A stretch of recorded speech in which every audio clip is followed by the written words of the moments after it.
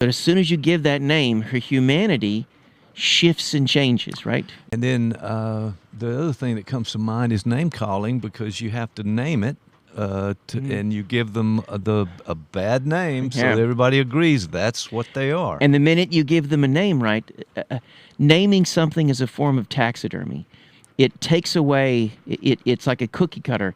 The qualities that aren't included in that name get cut away.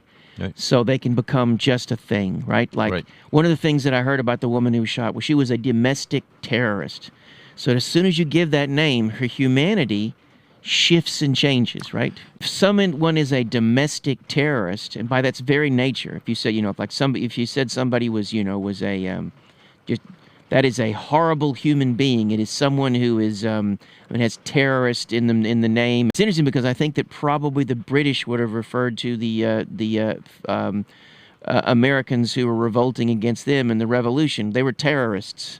And Vietnam, gooks, and all of this other, you can just look through history to see how that works. So, yeah, the naming convention is a big part of it. It allows you to overcome certain conflicts. Would add that one, that you don't have to think if it's given to you, so you don't have to do the work to kind of figure that out. I mean, it can work the other way because, some news reports reported, a mother of 3 was shot. And that could tilt it in a different direction to where maybe it keeps you from thinking about some other things that may have been important there. Right. Almost need a counter-narrative in a sense. Yeah, yeah. But I think that goes back to the first thing we started talking about is how do you maintain that necessarily ambivalence to behold the fact that, first off, someone could be both.